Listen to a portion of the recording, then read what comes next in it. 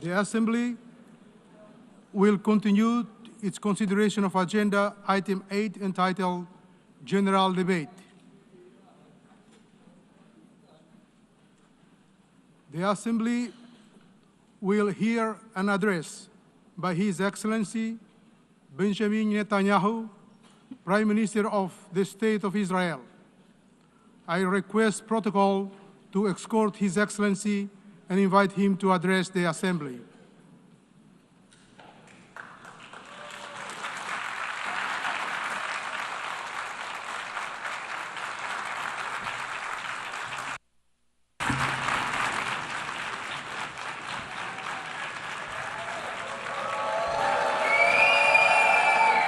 Please, order in the hall.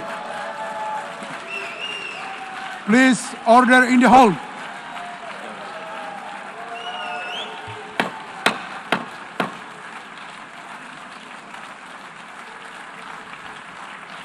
Please, order in the hall.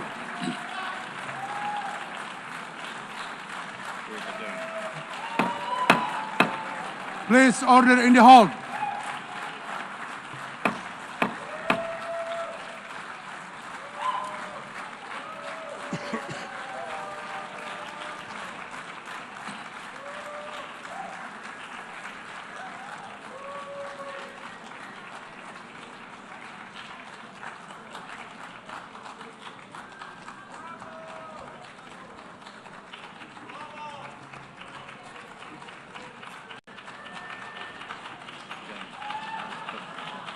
Please, order in the hall, and please be seated.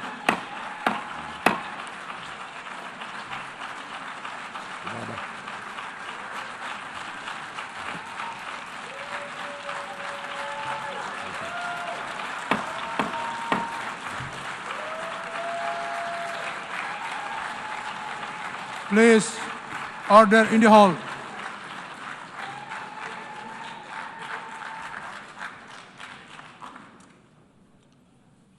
Mr. President, the families of our dear hostages languishing in the dungeons of Gaza,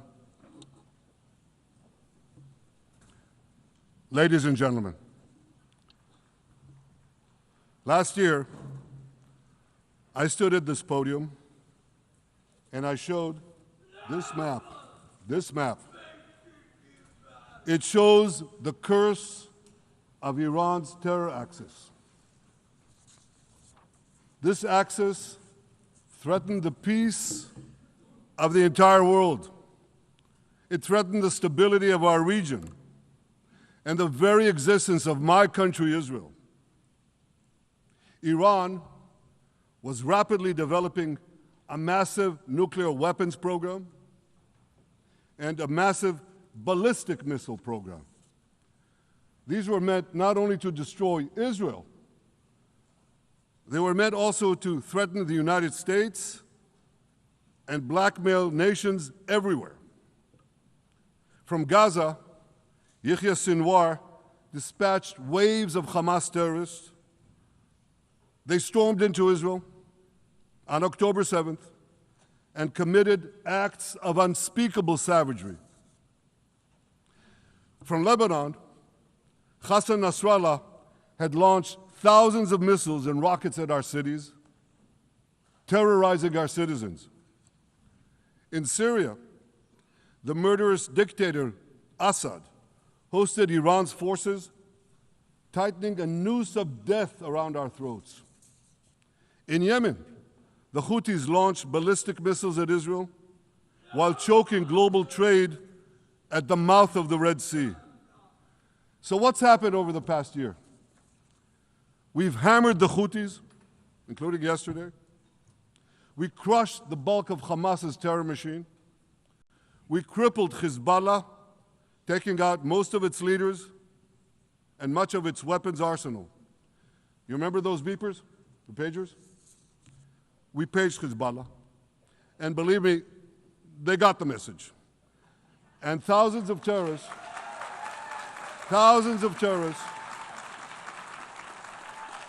dropped to the ground. We destroyed Assad's armaments in Syria. We deterred Iran's Shiite militias in Iraq. And most importantly, and above anything else that I could say to you or that we did in this past year, in this past decade, we devastated Iran's atomic weapons and ballistic missiles programs.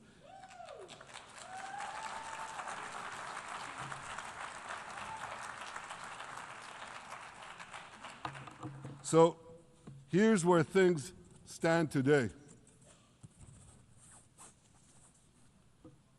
Half the Houthi leadership in Yemen, gone.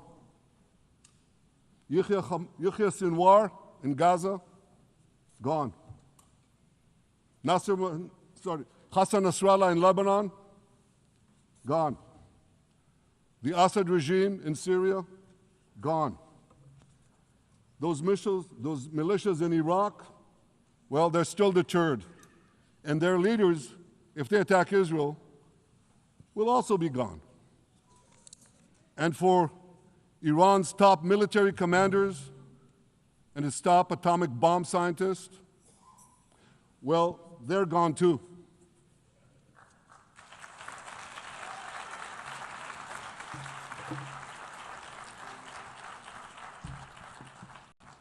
Israel's 12-day war with Iran, which I renamed Operation Rising Lion, that's from the Bible.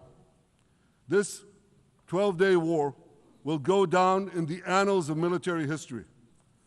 Our daring pilots neutralized Iran's missile defenses and took control of the skies over Tehran.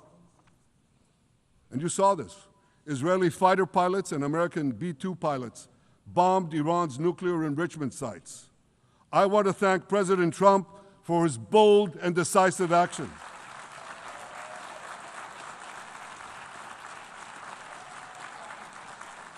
President Trump and I promised to prevent Iran from developing nuclear weapons, and we delivered on that promise.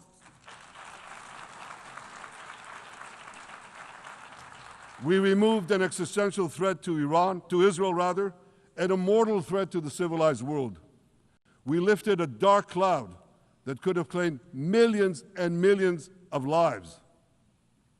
But, ladies and gentlemen, we must remain vigilant. We must remain absolutely clear-minded and vigilant. We must not allow Iran to rebuild its military nuclear capacities. Iran's stockpiles of enriched uranium, these stockpiles must be eliminated. And tomorrow, UN Security Council sanctions on Iran must be snapped back.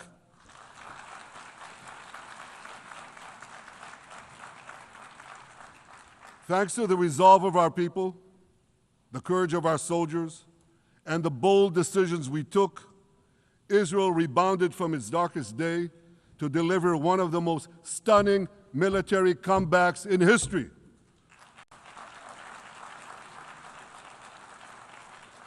But we're not done yet. The final remnants of Hamas are holed up in Gaza City. They vow to repeat the atrocities of October 7th again and again and again, no matter how diminished their forces. That is why Israel must finish the job. That is why we want to do so as fast as possible.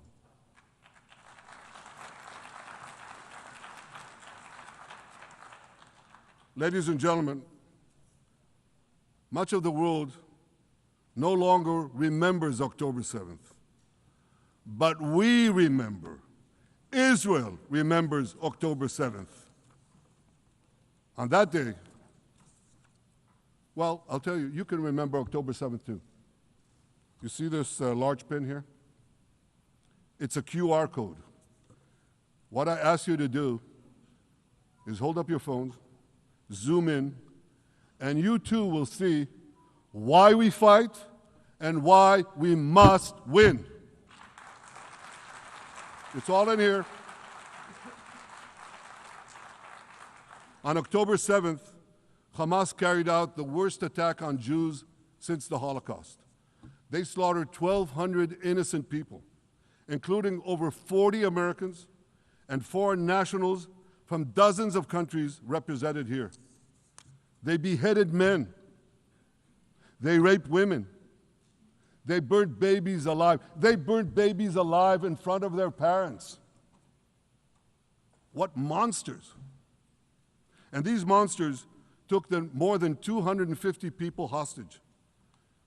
And those included Holocaust survivors, grandmothers and their grandchildren. Who takes hostage grandmothers and grandchildren? Hamas does. So far, we've brought home 207 of these hostages, but 48 still remain in the dungeons of Gaza. 20 of them are alive, starved, tortured, deprived of any daylight, deprived of humanity. These are the names of the 20 living hostages. Matan Angrest, Gali and Zerv Berman, brothers, Elkanah Buchbot, Rom Braslavsky, Nimrod Cohen, Ariel and David Cunyo, another pair of brothers, Guy Gilboa Dalal, Evyatar David. You saw the picture of Evyatar David, emaciated, forced to dig his own grave. Maxim Herkin, Eitan Horn, Segev Kalfon, Bar Kuperstein, Omri Meran, Eitan Moore, Yosef Chaim Ochana, Alon Ohel, Avinatam Or, and Matan Tsengarker. Now, ladies and gentlemen, I want to do something I've never done before. I want to speak from this forum directly to those hostages through loudspeakers. I've surrounded Gaza with massive loudspeakers connected to this microphone in the hope that our dear hostages will hear my message. And I'll say it first in Hebrew and then in English. אחינו הגיבורים, מדבר ראש הממשלה בנימין נתניהו. אני פונה עליכם מעל בימת האו"ם. לא שכחנו אתכם, אפילו לא לשנייה. העם כולו איתכם, ואנחנו לא נשקוט ולא נרפה עד שנחזיר את כולכם הביתה. החיים והחללים כאחד.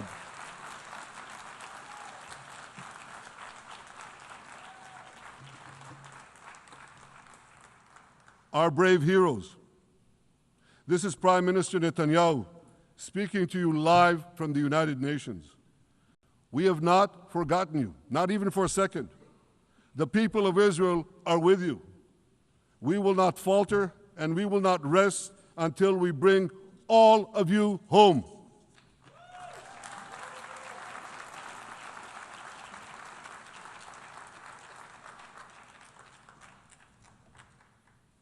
Ladies and gentlemen, thanks to special efforts by Israeli intelligence, my words are now also being carried. They're streamed live to the cell phones of Gazans. So to the remaining Hamas leaders and to the jailers of our hostages, I now say, lay down your arms. Let my people go. Free the hostages, all of them, the whole 48. Free the hostages now.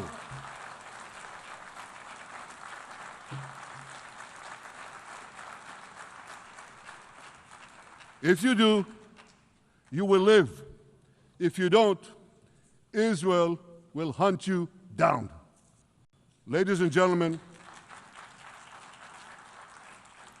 if Hamas agrees to our demands, the war could end right now.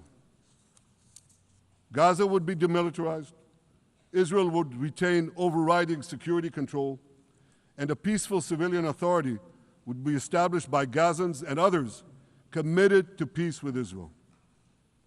And of course, you understand that the war in Gaza has affected every Israeli.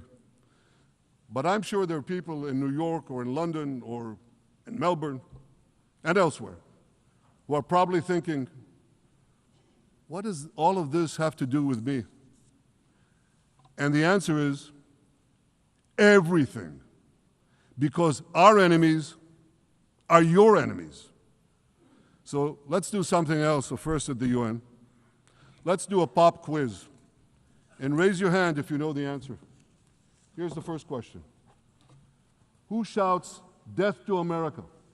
Is it A, Iran, B, Hamas, C, Hezbollah, D, the Houthis, or E, all of the above?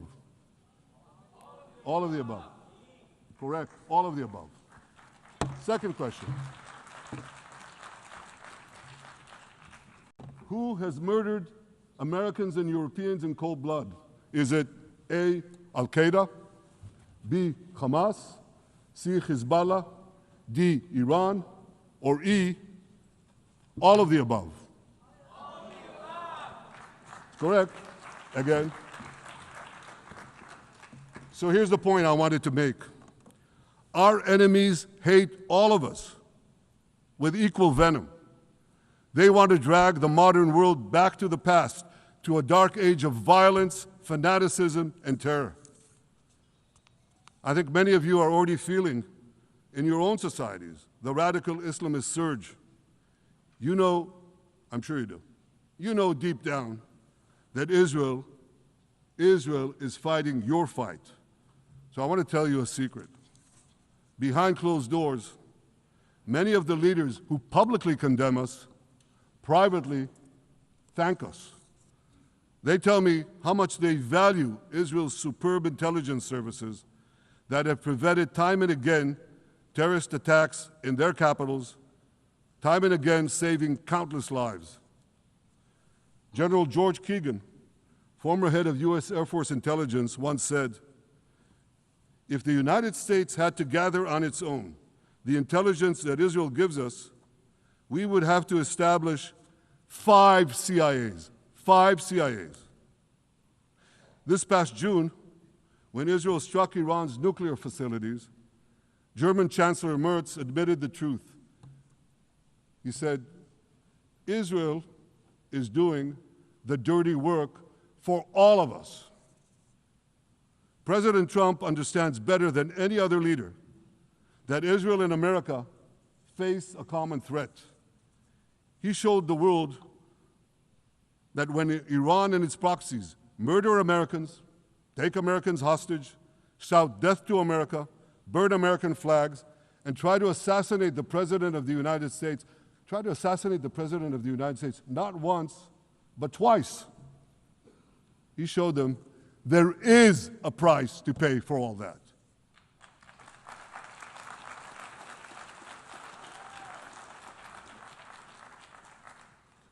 But regrettably, many leaders who are represented in this hall, they send a very different message. Sure, in the days immediately following October 7th, many of them supported Israel. But that support quickly evaporated when Israel did what any self-respecting nation would do in the wake of such a savage attack. We fought back. Now just imagine, just sit back for a second and imagine an attack against America proportioned to the attack against Israel on October 7th. Imagine a regime, a terror regime, dispatching thousands of terrorists to invade the United States. They massacre 40,000 Americans. They take 10,000 Americans hostage. What do you think America would do? You think America would leave that regime standing? You don't think that. No way, not a chance. The United States would wipe out that terror regime and ensure that such savagery would never threaten America again. This is precisely what Israel is doing in Gaza. We're wiping out the terror regime of Hamas and ensuring that this savagery will never threaten Israel again. That's what we are doing. That's what any self-respecting government would do.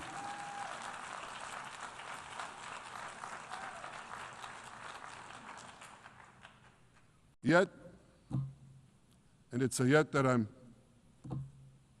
sorry to say here, yet over time, many world leaders buckled They buckled under the pressure of a biased media, radical Islamist constituencies, and anti-Semitic mobs. There's a familiar saying, when the going gets tough, the tough get going. Well, for many countries here, when the going got tough, you caved. And here's the shameful result of that collapse. For much of the past 2 years, Israel has had to fight a seven-front war against barbarism, with many of your nations opposing us. Astoundingly, as we fight the terrorists who murdered many of your citizens, you are fighting us. You condemn us, you embargo us, and you wage political and legal warfare, it's called lawfare, against us. I say to the representatives of those nations, this is not an indictment of Israel. It's an indictment of you. It's an indictment of weak-kneed leaders who appease evil rather than support a nation whose brave soldiers guard you from the barbarians at the gate. They're already penetrating your gates. When will you learn? You can't appease your way out of jihad, and you won't escape the Islamist storm by sacrificing Israel. To overcome that storm, you have to stand with Israel. But that's not what you're doing. As the prophets of Israel foretold in the Bible, you've turned good into evil and evil into good. Now I want to drill down on this. Take the false charge of genocide. Israel is accused of deliberately targeting civilians. Ladies and gentlemen, the opposite is true. The head of urban warfare studies, Colonel John Spencer, he's perhaps the world's greatest expert on urban warfare. And he says, Israel is applying more measures to minimize civilian casualties than any military in history. And because we're doing that, the ratio of non-combatant to combatant casualties is less than 2 to 1 in Gaza. That's an astoundingly low ratio, lower than NATO's wars in Afghanistan and Iraq, especially when you consider that Gaza is one of the most densely populated urban areas on Earth. It has hundreds of miles of terror tunnels underground, and it has countless terror towers above ground, and thousands of terrorists embedded in the tunnels and in these towers in civilian areas. If you want to see what measures Israel takes to avoid civilian casualties in this war, just look at what we're doing now in Gaza City, the last Hamas stronghold, one of the 2 last strongholds. For 3 weeks, Israel dropped millions of leaflets, sent millions of text messages, and made countless phone calls urging civilians to leave Gaza City before our military moves in. At the same time, Hamas implants itself in mosques, schools, hospitals, apartment buildings, and tries to force those civilians not to leave, to stay in harm's way. And it often threatens them at gunpoint if they try to do so. For Israel, every civilian casualty is a tragedy. For Hamas, it's a strategy. Hamas uses civilians as human shields and as props in its sick propaganda war in Israel, against Israel, a propaganda war that the Western media buys hook, line, and sinker. Now, despite Hamas's threats, close to 700,000 Gazans, almost 750,000, have already heeded our calls and moved to safe zones. Now I want to ask you a simple question, a simple, logical question.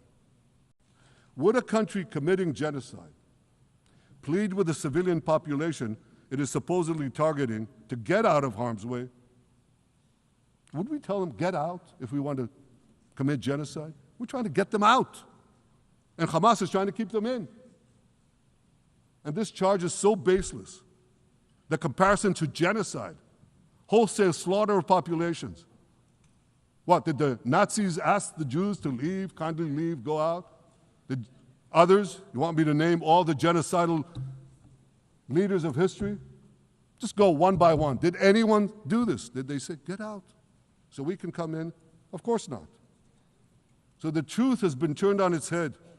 Hamas, a genocidal terrorist organization whose charter calls for the murder of all Jews on the planet, this genocidal organization is given a pass. It's barely mentioned. While Israel, which does everything it can to get civilians out of harm's way, Israel is put in the dock. What a joke. You want to hear another one? Israel is accused of deliberately starving the people of Gaza when Israel is deliberately feeding the people of Gaza. Since the beginning of the war, Israel has let into Gaza more than 2 million tons of food and aid. That's 1 ton of aid for every man, woman, and child in Gaza. Nearly 3,000 calories per person per day. Some starvation policy. If there are Gazans who don't have enough food, it's because Hamas is stealing it. Hamas steals it, hoards it, and sells it at exorbitant prices to fight its war machine. Last month, even the UN, not exactly a supporter of Israel. You're supposed to laugh, by the way. Last month, even the UN admitted that Hamas and other armed groups looted 85% of the trucks. That's why you have deprivation. Those who peddled the blood libels of genocide and starvation against Israel are no better than those who peddled blood libels against the Jews in the Middle Ages when they falsely accused us of poisoning wells, spreading plague, and using the blood of children to bake Passover matzahs. Anti-Semitism dies hard. In fact, it doesn't die at all. It just keeps coming back with its libelous lies, refurbished, regurgitated over and over again. And I want to tell you something else. These anti-Semitic lies, they have consequences. In recent months, Jews have been assaulted in Canada, Australia, Britain, France, the Netherlands, and elsewhere. Here in America, an elderly Holocaust survivor was burned to death in Colorado. And a beautiful young couple from the Israeli embassy in Washington was brutally gunned down right in front of the Holocaust Museum there. Thankfully, President Trump's administration is forcefully fighting the scourge of anti-Semitism, and every government here should follow its lead. But instead, many do the opposite. They actually reward the worst anti-Semites on earth. This week, the leaders of France, Britain, Australia, Canada, and other countries unconditionally recognized a Palestinian state. They did so after the horrors committed by Hamas on October 7th. Horrors praised on that day by nearly 90% of the Palestinian population. Now, let me say that again. Nearly 90% of Palestinians supported the attack on October 7th. It's not supported only, they celebrated it. They danced on the rooftops. They threw candies. That's both in Gaza and in Judea, Samaria, the West Bank, as you call it. And it's just the way they celebrated another horror, 9/11. They danced on the rooftops. They cheered. They threw candy. You know what message the leaders who recognize the Palestinian state this week sent to the Palestinians? It's a very clear message. Murdering Jews pays off. Well, I have a message for these leaders. When the most savage terrorists on earth are effusively praising your decision, you didn't do something right. You did something wrong, horribly wrong. Your disgraceful decision will encourage terrorism against Jews and against innocent people everywhere. It will be a mark of shame on all of you. But wait a minute, Mr. Prime Minister, they tell me. Wait a minute. We believe in a two-state solution where the Jewish state of Israel will live side by side in peace with the Palestinian state. There's only one problem with that. The Palestinians, they don't believe in this solution. They never have. They don't want a state next to Israel. They want a Palestinian state instead of Israel. And that's why every time they were offered a Palestinian state, but were required to end the conflict with Israel and recognize the Jewish state, every time, over the decades, they turned it down. And that is why every time they were given territory, they used it to attack us. In fact, they effectively had a Palestinian state in Gaza. So what did they do with that state? Peace? Coexistence? No. They attacked us time and time again. Totally unprovoked. They fired rockets into our cities. They murdered our children. They turned Gaza into a terror base from which they committed the October 7th massacre. So here's the uncomfortable truth. The persistent Palestinian rejection of a Jewish state in any boundary is what has driven this conflict for over a century. It is still driving it. It's not the absence of a Palestinian state. It's the presence and existence of a Jewish state. And I find it amazing that the foreign chancelleries and the ministries and all those who pontificate about this, and the leaders, how can they not see this basic truth when it is repeated again and again and again ad nauseum? And I want to say something else. This rejection of a Jewish state not only applies to Hamas, it also applies to the so-called moderate Palestinian Authority. You should know that the Palestinian authorities pays terrorists to slay Jews. The more Jews the terrorists slay, the more the Palestinian Authority pays. The Palestinian Authority names its government buildings, its public squares, its schools, after the mass murderers of Jews, which they glorify as martyrs. They pay and glorify not just the killer of Jews, but also killers of Christians. Christians like Taylor Force, an American veteran who was brutally murdered in Israel by Palestinian terrorists. But, that I hear from the Western leaders. They tell me, the PA promised us it will reform. And I know this time, Prime Minister, it will be different. Yeah, right. We've heard these promises for decades. They always promise. They never deliver. Because you see, the Palestinian Authority is corrupt to the core. They haven't held elections in 20 years. They use the same textbooks as Hamas, exactly the same textbooks. They teach their children to hate Jews and destroy the Jewish state. And Christians don't fare much better. When Bethlehem, the birthplace of Jesus, was under Israeli control, 80% of its residents were Christians. But since the PA took control, that number has dwindled to under 20%. These are the people you want to give a state to? What you're doing is giving the ultimate reward to intolerant fanatics who perpetrated and supported the October 7th massacre. Giving the Palestinians a state 1 mile from Jerusalem after October 7th is like giving Al-Qaeda a state 1 mile from New York City after September 11th.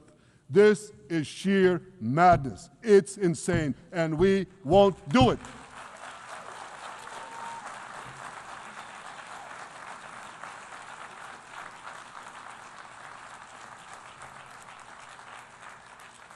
So here's another message to those Western leaders.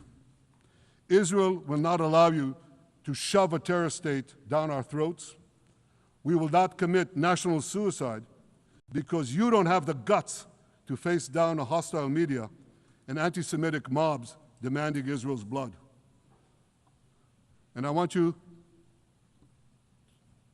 to grasp something else, which is also distorted in the media.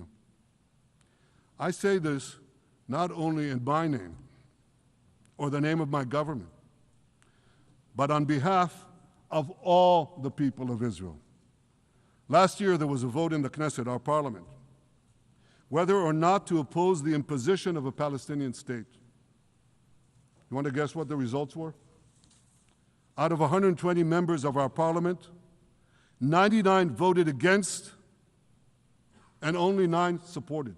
That's over 90%. It's not a fringe group. It's not the prime minister who himself is extreme or he's held hostage by extreme parties to his right. It's over 90% of Israelis. My opposition to a Palestinian state is not simply my policies or my government's policy. It's the policy of the state and people of the state of Israel.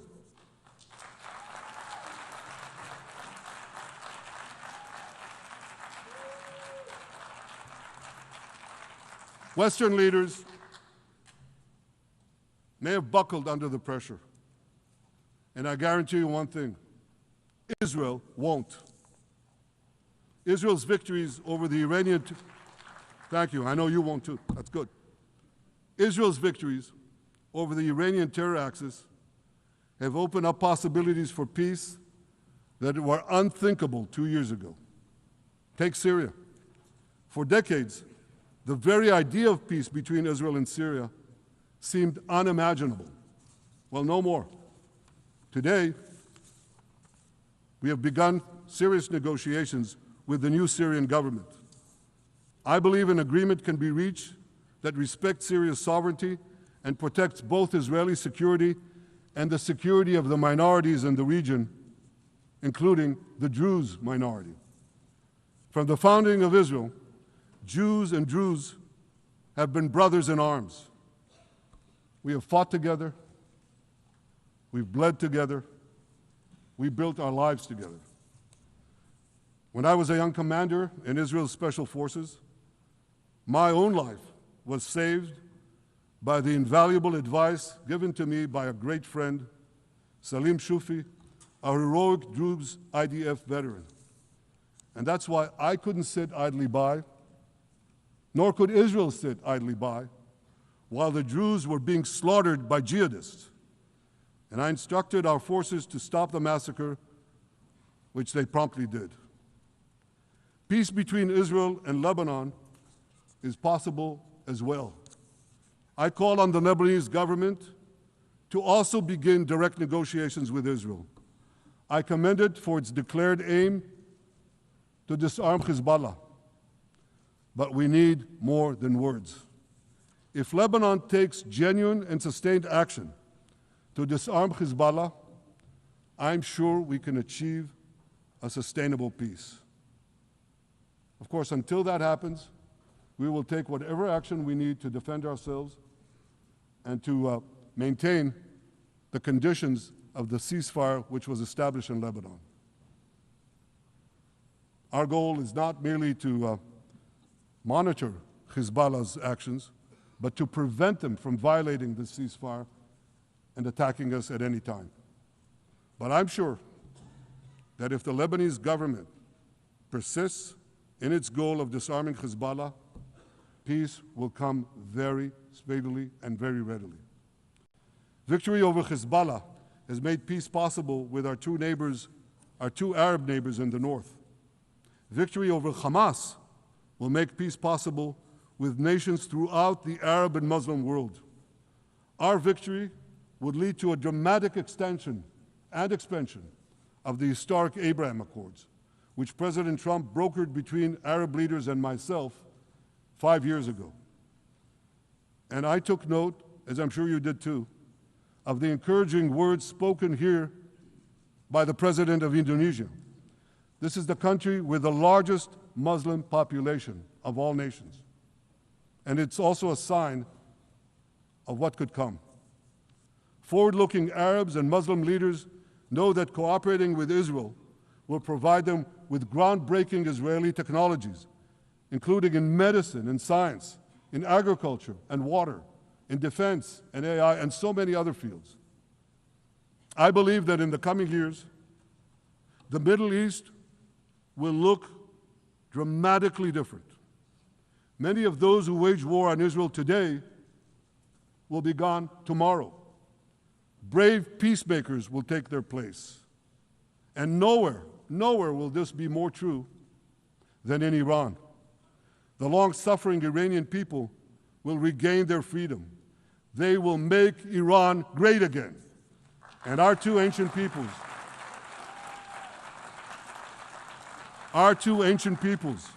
the people of Israel and the people of Iran, will restore a friendship that will benefit the entire world.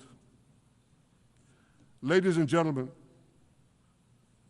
the horrors that happened on one dark day, October 7th, those horrors happened countless times during the centuries of my people's exiles among the nations. Jewish blood was cheap. Jews were killed with impunity. We had to beg others to defend us. The rise of Israel did not mean that the attempts to destroy us would end. It meant that we could fight back against those attempts. And that is exactly what Israel has done since October 7th. Our sons and daughters fought like lions. Our brave soldiers donned their uniforms and rushed into battle. They were armed with the dreams of the 100 generations of Jews who came before them. The dream of living as a free people in the land of Israel, our beloved homeland for more than 3,000 years. The dreams of living in our own independent state. The dream of having an army to defend ourselves. And the dream of being a light unto the nations, a beacon of progress, ingenuity, innovation for the benefit of all humanity. On October 7th, the enemies of Israel tried to extinguish that light. 2 years later, the resolve of Israel and the strength of Israel burned brighter than ever.